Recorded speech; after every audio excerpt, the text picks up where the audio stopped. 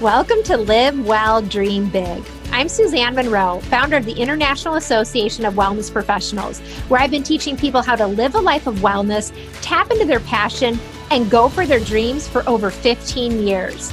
I believe living well and dreaming big starts with ourselves. This podcast will show you how to create a healthy, holistic life, empower your mindset, follow your dreams, and make a big impact.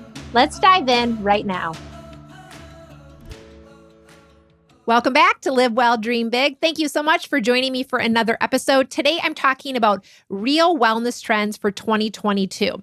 Because every year at the start of the year, I don't know if you've noticed it, but there's tons of articles and blog posts and social posts all about the health and wellness trends for the year ahead.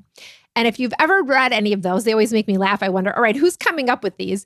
They tend to point to products that someone believes you should be using. And oftentimes those products are really focused in the beauty industry or anti-aging or weight loss products. So it's really all about this external idea of wellness. And to me, wellness is so much more than that. So in this episode, I'm going to be sharing with you the real wellness trends, holistic wellness trends that are really on the rise for the year ahead.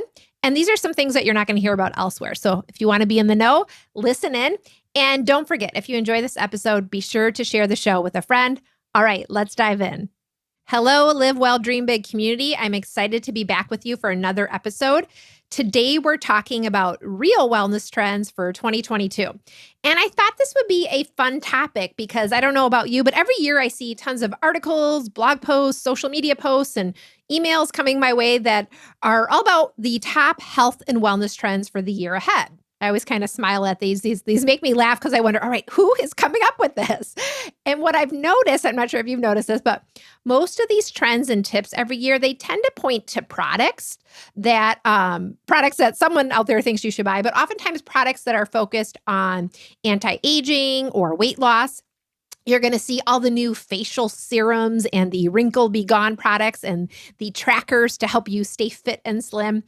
And most of the wellness trends or these recommendations are really based on beauty or physical appearance and sort of this whole external idea of wellness. So all of this got me thinking, wouldn't it be fun to switch it up a little bit and do the real wellness trends for the year? Because, it's all great to have these ideas of different things we can use out there, but the beauty and the weight loss industry is really a very small fraction of what I see wellness being. And I think the challenge is that it really puts a message out there to people that being well is just really about how you look on the outside, right? When really, I think wellness starts on the inside. And if you're here, you probably agree. Because in our community where we train holistic wellness coaches, we see wellness in a different way, more holistically. So let's talk about that really quick before we get into my top 5 trends. What is holistic wellness anyway? Because you know what? The word holistic, it gets used a lot, right? So whether you're just listening into this podcast and you're interested in holistic wellness, or you're a coach in our community, you might have people asking you what holistic wellness is. Let's talk a little bit about what it really means and what we think about what it means here in our community. First, it means looking at the whole person, right? So that's what holistic means. Not just the physical health, but all areas of their health and life. That includes their mental health, their emotional and spiritual well-being, right? So that's kind of a primary focus of holistic. Second, it also means taking a holistic approach to life and wellness, including all of these aspects that impact our well-being. So not just the food we eat or the beauty products on our face or how many times we're going to hit the gym, right? Those are elements, but there's other elements that really are a big part of how we actually feel every day. And for a long time in the health and wellness field, a lot of those things have been kind of put on the back burner or ignored. But there are things like, it could be your career or your relationships or even how you relate to the natural world around you, right? It could be your mindset. There's so many factors. And looking at how all of these elements or factors are interconnected is really how we approach holistic wellness here in our community. So oftentimes you'll get into holistic health and you'll see some of these different ideas, but how they impact each other rather than just being isolated in a box is what we really like to focus on because they're not just random, they're all interconnected. Quick example, let's say your career is out of balance. Let's say you get up every day and you just like have this job that's really stressful for you. You're really burned out. It's probably going to impact you in a couple of different ways, right? It's not just about fixing your career. It could impact your energy levels, which could then impact maybe the food choices that you make. It could impact if you even have energy to move your body, right? Maybe you don't have time or energy. It's going to impact how you're showing up in your personal relationships. It's going to affect your mindset, right? So it's kind of this ripple effect. And yet one thing can kind of impact the other. So that interconnection piece is really important when we talk about holistic wellness. And finally, it's also not just the interconnection and looking at all of these elements on a whole level.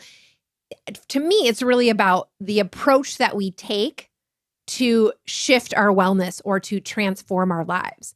So it's not just using one modality or covering up our problems or our symptoms with some sort of quick fix. Or even if we're into holistic health, it's not just saying this is the only way or the only solution. To me, it's truly about working with all the tools we have at our disposal. So that might mean traditional or modern health practices, right? Or it might be tapping into age-old healing wisdom and knowing that all of these things might have value for an individual and we're all unique, right? So there's a lot of tools in the holistic toolbox and they can all work together when we take this approach. So today I thought it would be fun to get into the top real wellness trends for the year. And I'm going to cover the top 5 really holistic wellness trends. And some of these also are trends that you might see out there in the more traditional health and wellness space, but it's going to take more of a holistic angle. And some of these are just straight up holistic wellness trends. Okay, so let's get into it. Probably the number one holistic wellness trend for 2022 is immune health. Right? And this is probably no big surprise to you, right? Because where we've been for the last 2 years with the pandemic, right? Everyone has been, of course, thinking about their immune system at one point or another. And if you're at all forward thinking about your health, you've probably considered, okay, how might I boost my immune system during this time? And so immunity, right? Thinking about our immune systems. And along these lines is also kind of avoiding inflammation and focusing on anti-inflammatory foods and lifestyle choices. This is all related to our immune system.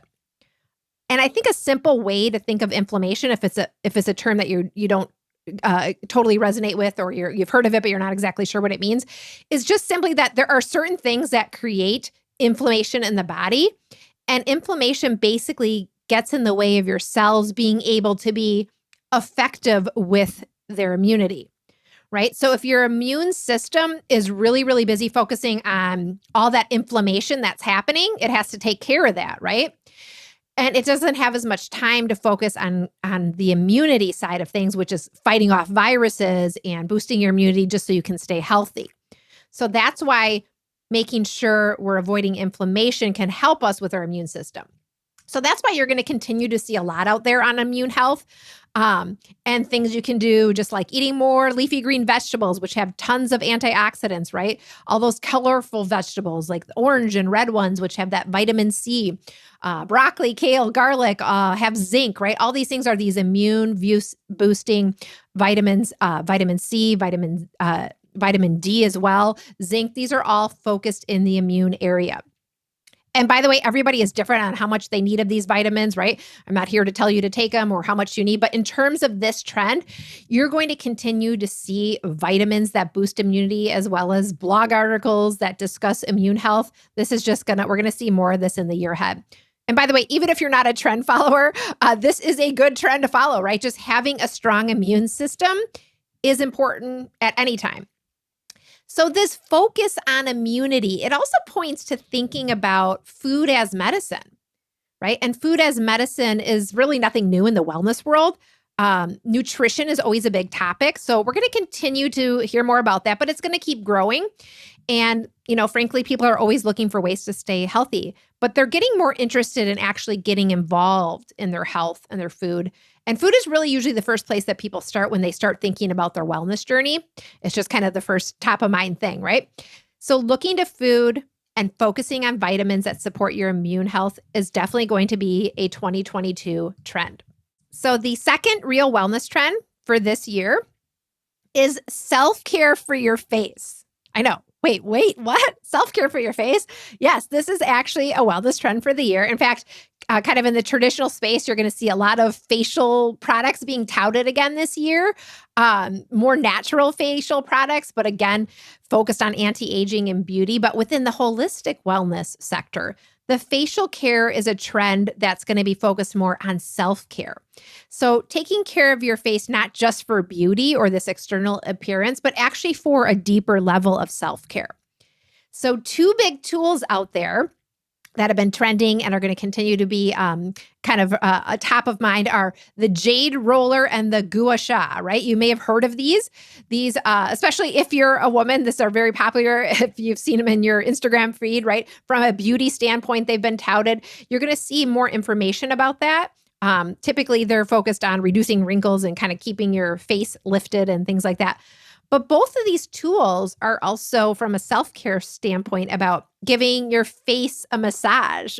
And that might sound funny, but it's really about reducing tension in a place where maybe you don't think about holding tension, right? We hold a lot of tension in our face and oftentimes in our jaw or our neck. It's just not always a place that we consider, but it's actually pretty common. And I like to think of these tools, if you've ever used like a foam roller for your body, right? Kind of work out the kinks. These are kind of like working out the kinks in your face. And I'll say this, having used these tools, the act of doing this, I found is more self-care than anything else. It's a ritual. It's a small ritual that you can do at the beginning of the day or at the end of the day in the evening to kind of care for yourself. And I think if you really want to take this to a deeper level, you can look at yourself in the mirror, right? Look into your own eyes. I mean, how often do we really do that, right? We kind of like pass by or we avoid that contact with ourselves. So it's really an opportunity to pause, make that connection with the self. And you can focus on something that you want to clear out as you're using the tools to reduce the tension, right? Because you might be holding tension for a reason. So you can be focusing on moving that through as you go through your facial muscles. So facial massage as self-care fits into this category, as well as facial yoga, right? So we think of doing yoga for like our whole body, but maybe not always our face. That might be the last kind of yoga pose we would try. But there are, of course, different poses for your face. So those are some facial kind of trends that are happening. Also along the lines of facial self-care, you're going to see a lot of natural facial oils this year. So rather than say moisturizers that oftentimes have synthetic ingredients, there's really a move in even the beauty industry, but in the wellness industry, more toward oils that contain omega-3s and have plant-based natural and organic ingredients and don't have any synthetic ingredients in them. I actually have a few different facial oils I've been using, and I just love them. They're just very clean, minimal ingredients, right? You don't always think, oh, why do I want to put oil on my face? That seems kind of counterintuitive, but it's actually a trend that we're seeing, and it's a good thing, right? So facial self-care, give it a try. Maybe do some facial yoga poses out there and see what happens if you can reduce any of that tension in the face. All right, let's move on to real wellness trend number 3. Real wellness trend number 3 is getting back to basics. You know, the last few years, we've really had to reevaluate things on so many levels, right? Whether it was your own health or your family members' health or your career, you know, suddenly you're working from home, or maybe you're out of work, or maybe you're finally just considering what you really want to do with your life, right? There's been this big reevaluation period, and we've kind of applied it to many areas of our life. Because when we go through epic times like we have, it causes us to pause and reflect on our own lives and our own journeys. And that's kind of a silver lining, really, in many ways. But it can mean reflecting on your relationships or really any area of your life. Many people have been reevaluating. And as we reevaluate and kind of regroup, there's this trend coming through about getting back to basics, right? So for some people, that meant simply more time at home, more activities with family, right? More home life.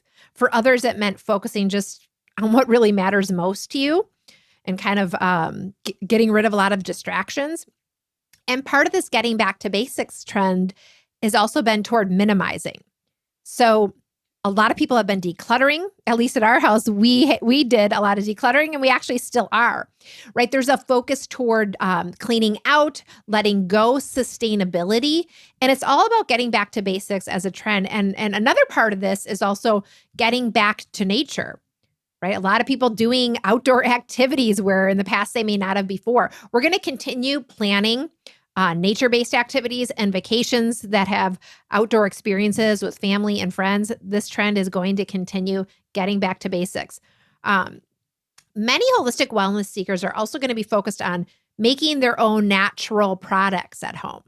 So that might mean making your own lotions, your own toothpaste, your own beauty products, your own cleaning agents, or just baking and cooking more, right? Because we've begun to question, all right, do we really need all these things we buy and use? Can we create them at home with simple ingredients on one level, right? And in some cases, this thinking was also spurred from the fact that you didn't maybe want to go out to the grocery store as much, or if you did, things weren't available on the shelves, or if you were ordering online, things were really delayed in shipping, right? So there was this thinking about getting back to basics and just using what we had. And for some people, it was also about spending more time at home with family and just starting hobbies or things maybe they wouldn't have had time to do otherwise. So all of these things fit into the back to basics trend, sort of back to nature trend for 2022. And I would say if you want to follow this trend, I would recommend choosing one thing that you really want to do more of that's going to kind of keep you connected to nature or getting back to basics, right? It might be simply just getting outside more or going out. One thing I've been doing is sitting on my porch, even though it's very cold where I live, sitting on my porch in the morning and just taking in some sunlight every day, no matter what, before I get into anything, right? It might even just be 5 minutes. Or it might be that you want to try making a home product or something that would be fun to do. So consider that if you want to participate in this kind of fun trend. Real wellness trend number 4, online wellness, right? Probably no surprise, but we saw a huge boom with online wellness in the last few years, and this is going to continue to be really big in 2022. And there's a few categories that fall into online wellness. First, there's people shifting from going to the doctor or their healthcare providers to having telemedicine visits, right? That was something that kind of came to the forefront in the last couple of years. I mean, almost everyone I know for a while was meeting up on Zoom, right, for all of their appointments, unless you had a reason to be in person. My own doctor is all virtual. And I even met with my dentist a few times virtually, right, which may not actually get your teeth cleaned, but you can meet with your dentist virtually. The point is, everyone and everything went virtual and online. And this has been really huge for our holistic wellness coaching community as well, because holistic wellness coaches are out there coaching people, sharing their message. They're doing it all online and virtually during this time. And so the trend is not going to go away. Yet on the same note, there's a desire for people to make personal connections. So I think we're going to see a little bit of a hybrid approach where online wellness still tends to be very big, but we're going to mix it up a little bit with those personal connections. And that's what I think, we're going to see for the year ahead. Another category here that fits in with online wellness is really technology and the continued growth of apps in the year ahead to really support people with their health and wellness. So technology, of course, is always moving ahead. More and more people are turning to online wellness with apps, whether they're trackers and tools to support them, guided meditation apps, yoga apps, food tracking apps, whatever you need help with, there's an app for that. So this trend we're going to continue to see growing in the year ahead. Real wellness trend number 5 is taking matters into your own hands. Now, this is a big trend for the year ahead. What is this one all about? This trend is actually kind of tied up in a lot of things. First of all, we've spent the last few years taking in a lot of information, haven't we? Sometimes conflicting information. And always there's this sense that there's like 2 sides to every story, right?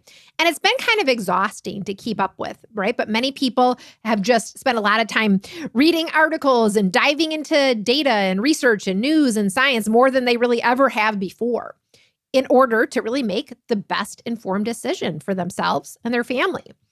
And because of all the information that's been thrown at us more than ever before, everyone has had to really sort through and I think take matters into their own hands and make their own personal decisions. This act of taking in information and making decisions has really taught us all to sort of be researchers, right? We've all had to like put on our little research and science hats. And, everybody is an expert these days, right? Touting their research and their opinions. And you know what? I think sometimes we're all trying to regurgitate the facts as we've come to understand them.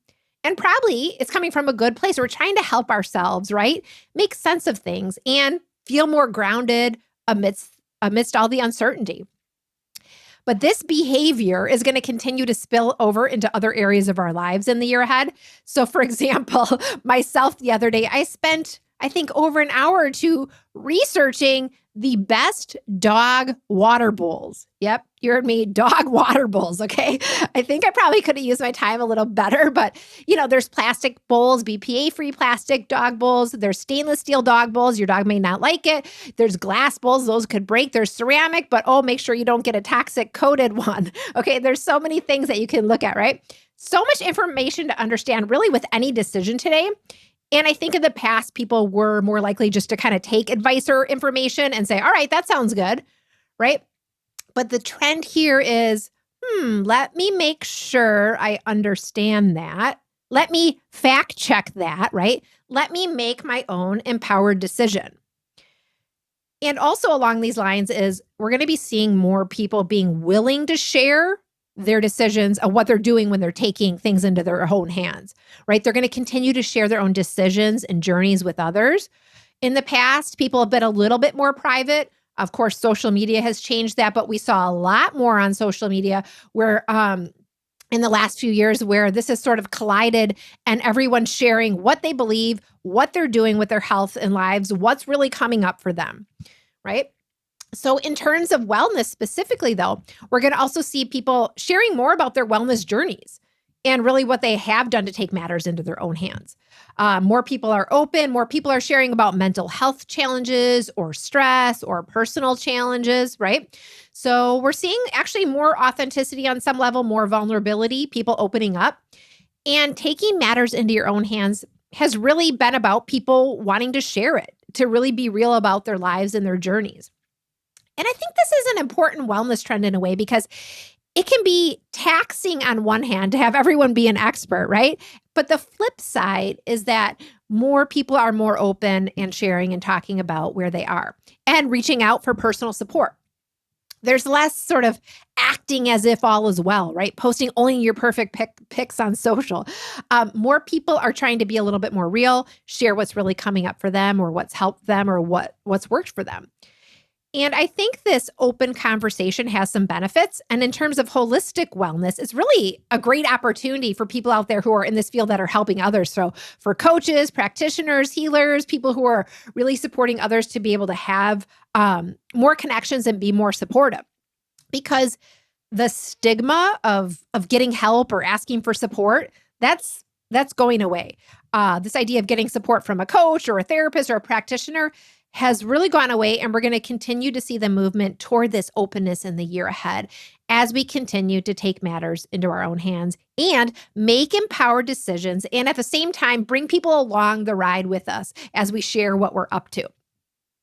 So those are the top real wellness trends for 2022. I hope you enjoyed these trends. And if there's one that speaks to you, take action on it, incorporate it into your life, and continue to take steps on your own Live Well, Dream Big journey. Thank you for listening today. And I want to invite you to hang on for the second half of our episode and join me for our Coaches Talk Back time now.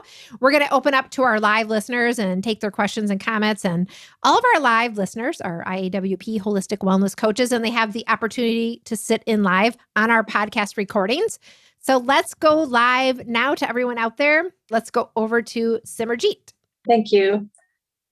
So all of those 5 trends are, I think you hit them spot on, because every one of those things, as I'm looking back through the past year, I've pretty much been doing them or working towards doing them. So it's priceless to see that just reiterated back, and knowing that we're just part of a whole. We're all going through the same journeys almost, and doing them in our own way. So I just love that. And I actually got a Jade Roller and a Gua Sha for Christmas this year for my daughter. So definitely something I haven't done a lot of, I just have, but definitely will be doing that.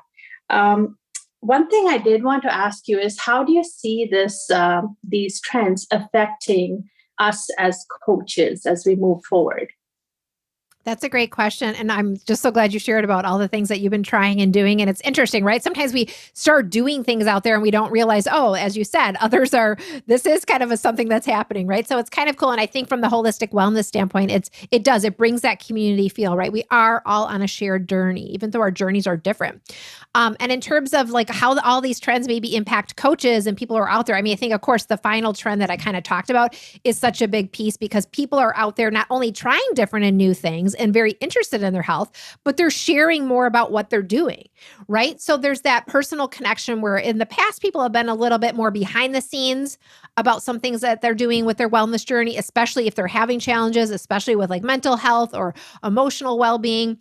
Any of those types of things have been a little bit more behind the scenes until the last few years. And I think we're going to see more of people sharing more, reaching out for support, asking, right? And this is really an opportunity for those who are in the holistic healing space, holistic wellness coaches, to kind of step in and to really be that light for people to recognize, sometimes I think oftentimes, as coaches, many people are empaths. They're not always drawn to social media. Sometimes it can be overwhelming, right? But to really put on a different, almost a different lens and say, wow, what am I seeing out there? What are people saying? Maybe I actually identify someone in my personal network that seems to, have some challenges or has been sharing about something, right? We can create these real connections even in this type of format. And I think that's a real opportunity for coaches to be there in that way to support people, and to just, also just to listen, right? It's not just about reaching out to people, but just to have that listening ear to say, okay, what are people sharing right now? What's coming up and where can I really be of service, right? Because we want to always meet people where they are. We want to come from a place of sharing our message, but also knowing what's coming up for them is really, really important. So I think that's going to be a big thing. And of course, in terms of the other trends, I think any of those are just fun things like, even if it's just the facial self-care, like those are fun tools that you can incorporate into the work that you do as coaches to give people real things that they can do, whether it's in between their sessions or people love, tools, right? Sometimes coaching feels very like, it's a service, right? So we always talk in our community about how do we make it feel more tangible for people? So I think some of these fun tools are ways to make it feel more tangible for people. So great question though. Hey, Brittany. Hello again. Again. So I love the trend of, people like take things in their own hands, being open, being honest about, what some of the things that they're going through. And that's kind of personally what I've done over the past. I've had about a bad 4 years of like all kinds of stuff. So I've been figuring stuff out and then reevaluating and all that stuff. And that was part of the reason that I joined the program. It was part of me like, all right, how can I figure this out myself and take it into my own hands? So it's been about 2 years since I joined, but I was just kind of like offline for a long time myself, just to kind of focus on me and not worry about the trends, not worry about what everybody else is doing, and just make sure I'm doing what I need to do for myself. So I love that, people are speaking out, especially mental health, because that's one of the things that I talk about, and everything else. So I guess the question is, I've been told people are saying, okay, you might have to put everything out there. You don't have to say everything. You don't have to be like, just leave something to the imagination, like kind of, but you know what I'm saying? Like, not really. But I felt like I needed to just be honest about stuff, and it's not pretty stuff. It's not fun stuff. I think my personality, most people know me as just being fun, and they see me in certain things. And I'm like, okay, yeah, I've done all those things, but this is what else was happening at that time. So, I think in my mind, I know that it's the right thing to probably just kind of just be honest and let people know that the pictures and the things that you saw, what you think you saw, it might not be the whole story. And I think that helps people just realize we're all kind of struggling and going through stuff. But is there a place, or is there a balance as a person, like an expert such as yourself or any of us that are trying to just be that coach or that just being the expert and getting that respect from people. Like, can you go too far with it? Like, I don't really, I'm having a hard time figuring out if I'm doing too much or if I should just kind of keep some to myself. Well, I think there's always a balance, but I would actually have a question for you. It's like, what is the response you're getting as you're being more vulnerable and sharing more of this other side of yourself? Like, could you compare those to other posts that you've made? Like, what kind of response are you seeing from doing that? I think most people actually really respect it. I mean, of course, people liked, the winning stuff and doing that and everything, but I think maybe just because I've never tried to be the person that was not honest. Like, I will say, this was a struggle, whatever, but I'm getting away from, I'm just going more into the struggle as opposed to just talking like the good stuff. So I think people, just because of what I've already done, and these are people that I know, these people have been following me. So we're not even talking about the people that I'm trying to reach as a coach right now. But I just think people have just made assumptions for a long time. And now that I have the other side of the story, like, they do appreciate that part. Yeah, I think you're going to see, okay, are people like resonating with this, right? And then also, as someone out there in the world who is sharing a message and, you're a coach for others, there's always kind of a good kind of question point is to say, okay, does sharing this relate to actually how I want to help people, right? Like, why am I actually sharing it? Because sometimes we have to look at, okay, is it just for our own personal journey? And that might be, and that's fine too. Or does this help others in some way, right? It all comes down to, like, why are we using social media? Are we doing it to share the message and help others? And is what we're about to share, is it helpful? And then also knowing that whatever it is you're sharing, like, kind of checking in with yourself, like how you feel about this thing you're sharing, because whatever you put out there, you're going to probably hear kind of a lot of stuff about it, but you might get some negative feedback. And if you haven't quite healed it for yourself or feel grounded with it yourself, that feedback or those comments can feel really damaging to something that's vulnerable. So we want to be vulnerable, but we need to do the vulnerability check with ourselves and say, where am I in my own healing journey with this? Am I looking for others' affirmation here by posting this? Am I looking for comments? And what would I feel like if someone said something negative about it, right? Okay, I'm good with this either way. The reason I'm sharing this is that I think it will help other people. So I think some of those personal checkpoints can be really helpful. But overall, I mean, I think we've seen so much of social where people are posting, the perfect life. So I think the more you can lean into the things that have happened for you or things that are actually currently going on for you and share them in an empowered way by doing some of those check-ins, I think it can be inspiring and impactful for sure. Yeah, I think so. Okay. So it's kind of a two sides. One is checking in with yourself, like, why are you really doing it? Where are you with your own healing journey with it?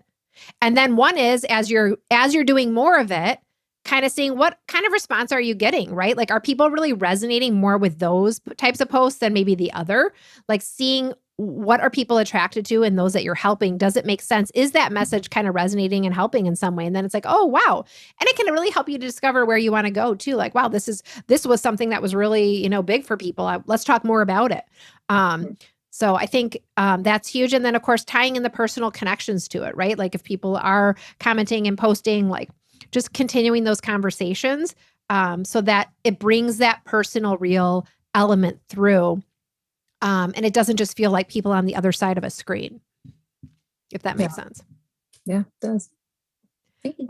Thanks for asking and sharing a little bit about what you've been up to. That's great. Let's go back over to Simmerjeet, who has a follow-up. Hey, Simmerjeet. Yes. So after Brittany, thank you for asking that question and sharing. As a follow-up, I have another question. So I've seen another trend actually that is moving social media from just personal sharing to business promotions. So that's been a huge thing. And my question is, how do we as holistic coaches find a balance between the personal and the business sharing? And how do you see us being able to have the biggest impact in that? Sure. I think that's a great point. And if we look at the back on the short history of social media, it really started out as personal connections. And then you're talking about how, now then you saw a lot of businesses getting on board. And of course, with advertising and sponsored posts and things like that, that's obviously, there's a business behind social media, right? And so a lot of that is why you're kind of see, oh, I'm seeing more things in my feed and oftentimes that's because people are paying for that to happen, right? For you to see those things based on your own profiles, right? That's kind of the rub against social media sometimes. So that's kind of been the journey. But with that being said, while we've gone from personal to business, there's still that personal element. And so strictly forward type business posts or, the logo, like who's the person behind this? People want that personal feel. So if you're going down the business route, you've got to bring that personal element as much as possible. You've got to bring a face to the organization, especially in the coaching field, right? Because in the coaching field, it's really about that personal connection. You're the coach supporting others, and people want to know who's behind that. That's why we talk so much about, tapping into your own journey and story as it relates to discovering your niche and being able to share that with people and connect with people, because social media truly is about that personal journey and about sharing personally. So we can't just go out there and promote ourselves or talk about products or talk about our programs because it's likely not going to land for people. It's always about creating those personal connections, right? And really finding out where people are and coming from that place and not doing it with kind of an agenda. And so I think as much as you can bring your own personal self through, that can be really huge. And so sometimes coaches ask, well, should I have a business page and a personal profile? Like, what should I do? So sometimes coaches ask, okay, should I have a business profile, a personal? What should I do? And really, when you're first getting started, I think the best thing you really can do is to focus on building up a personal profile up to the 5,000. Well, I mean, every social platform is a little bit different. There's a lot of room to grow there. And part of it has to do with as soon as you move over to a business page, what's happened with social media is your followers, even if they're following that page, are not going to see a lot of those posts. Unless you're spending money to have those posts shown. So you can actually have a much bigger impact with your own personal profile.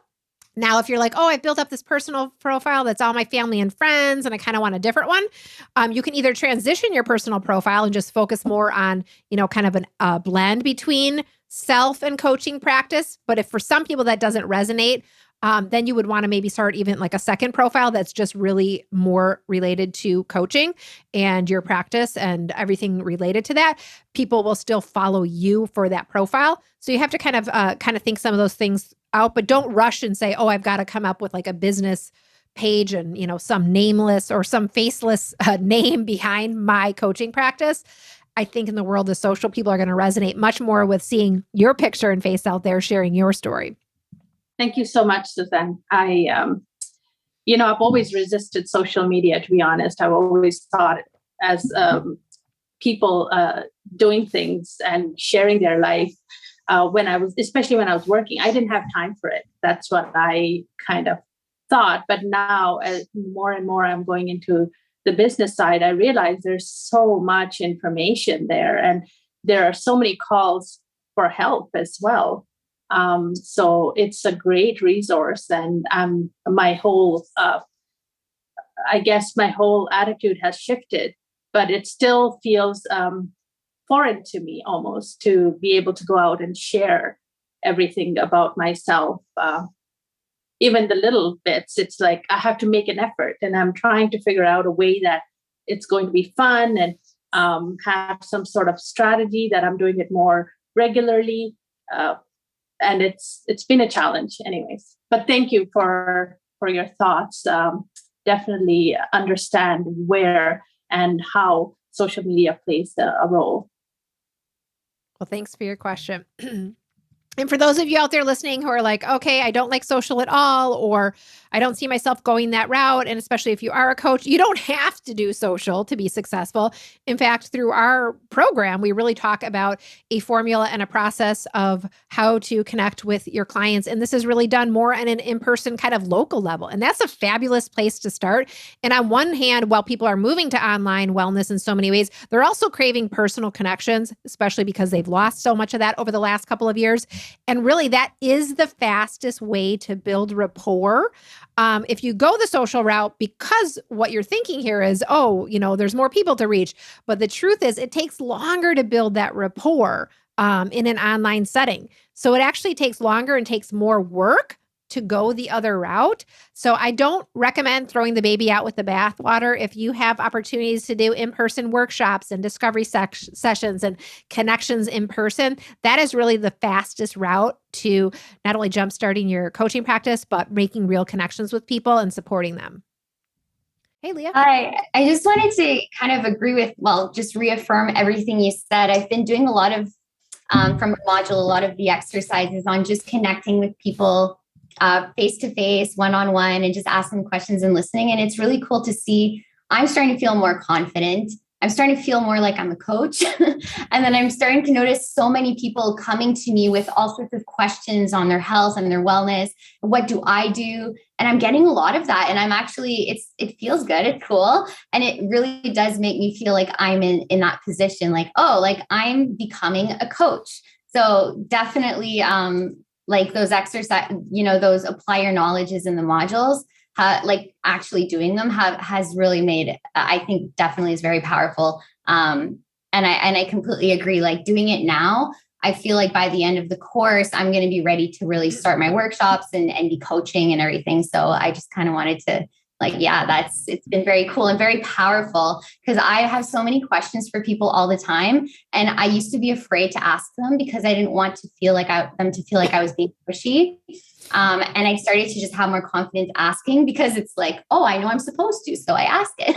And just seeing the result of that and how excited people are to share. I literally got a text from somebody the other day after just, asking questions, meeting them for lunch, oh, I really felt heard. I'm not used to that. This was so nice. I want to be your true friend.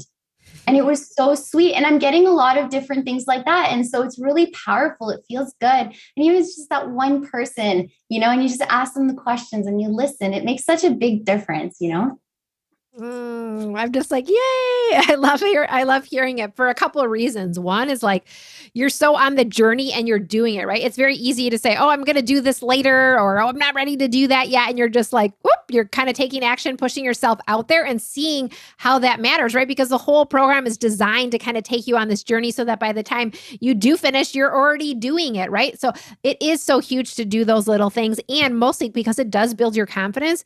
And at the same time, you really see what it's like to help people. And I love, really taking in the idea of, core coaching and the discovery sessions and asking questions and really being in that place of being a guide and listening, right? Because so many people have really, like your friend said, never even really had that experience. So that's huge. I'm just so glad you shared. It's fun to hear the feedback and hopefully inspiring for others as well. It was super fun being with everybody for this fun episode and to be together live for this time together.